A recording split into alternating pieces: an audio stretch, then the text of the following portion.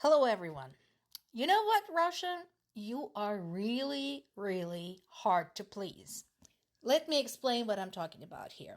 So, you probably remember from a few months ago to a year ago, there were several Russian war bloggers who got either assassinated or experienced assassination attempts.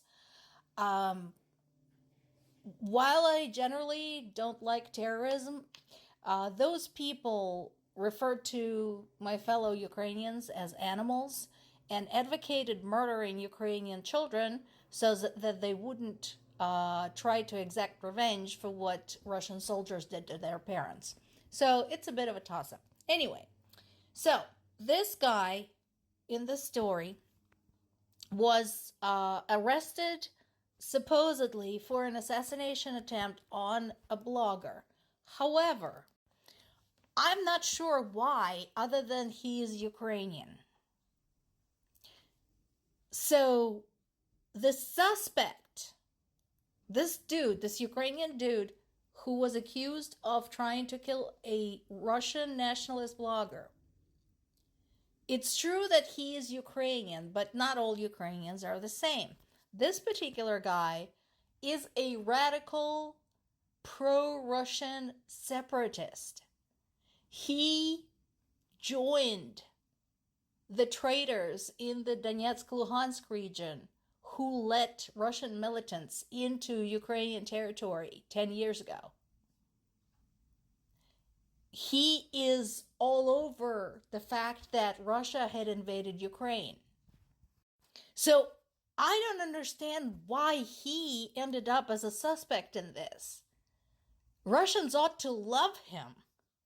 They ought to welcome him with open arms because he is exactly the kind of Ukrainian they wanted to see when they first invaded Ukraine. He is the one who would have greeted them with flowers and, a red carpet. They were surprised to find out that not all Ukrainians were like that. But this dude should be their hero. But apparently, no. It doesn't really matter what his views are. He's a Ukrainian. They decided to pin this on him, whatever. I don't feel bad because I don't support separatists. I don't support traitors. So, I don't feel bad that they took him out of circulation. That means he's not in Ukraine right now selling Ukrainian secrets to the Russians. Fine by me. But Russia, you are hard to please. So this summary was in the Independent today, and generally, they're not a stellar source. They're not horrible, but they're not stellar. And they do love their headlines. However, I like this summary because you can grab each piece of the summary and look it up independently, and there's separate sources talking about this in greater detail. So, let's break this down. Vuhlidar is once again in the news, but I know you've heard this name before. This is another one of those that proved to be kind of a stumbling block for the Russian army. They have been trying to take that for months. So yeah, right now it looks like they might be surrounding it, and we'll see. I wouldn't panic just that. We're just going to treat this as a developing story. A Ukrainian Supreme Court judge was on an aid mission near Kharkiv and got killed by a Russian drone, unfortunately. Just another civilian casualty of this war. And again, doesn't surprise me. I don't really care at this point what Russian media says. They're going to keep making up some kind of excuses. But folks, in order for there to have been as many military headquarters, NATO offices, spy cells, as Russians are making it out to be based on how many civilian targets they have hit, the entire Ukraine would have had to have been a militant state with every citizen a soldier or training to be a soldier, and every single building with some kind of military purpose. That is not the case. So, draw your own conclusions. Good news.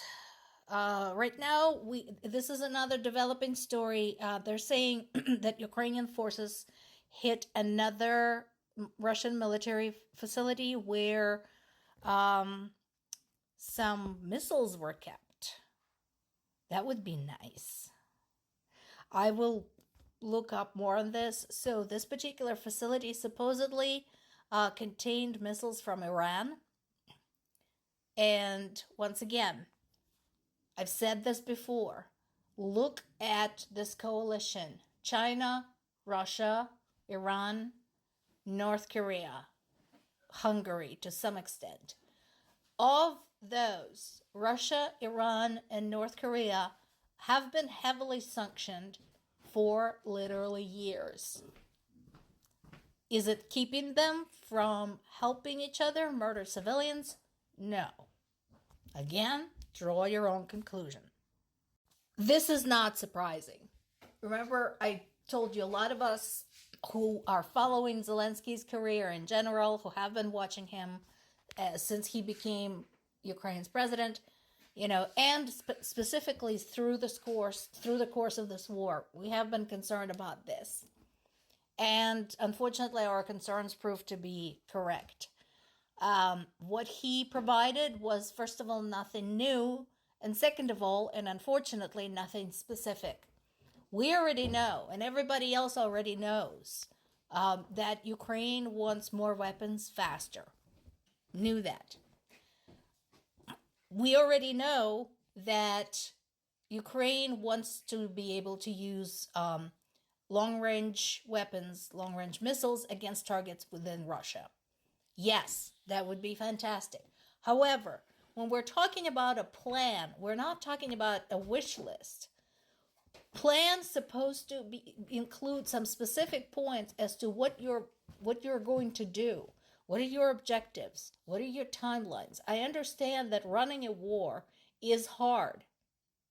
But if you're not good at strategic thinking, which Zelensky had admitted in more than one interview, that he's not great at strategic thinking, when you are the head of a state that is in the state of war, you surround yourself with people who are good at strategic thinking, and you ask them, folks, how should we tackle this? Instead of just, pinning something that everybody already knows and throwing it at our allies, which frankly is disrespectful. Badly done. And this is from the Who Asked You category. So Marco Rubio, not surprisingly, a Republican senator, said that the war in Ukraine will end with a negotiated settlement. Settlement of what? Let's not forget that Marco Rubio is not exactly an average Joe. Marco Rubio is not one of us. Okay? So, if somebody showed up at Marco Rubio's house and told him that they would kill his family unless he surrenders half of his house, I think he would have objected. What do you think? And yet, that is exactly what he's proposing for Ukraine. He just wants Ukraine to lose its territorial integrity just to appease their buddy Putin. Who asked you? Dude, just sit down and shut up.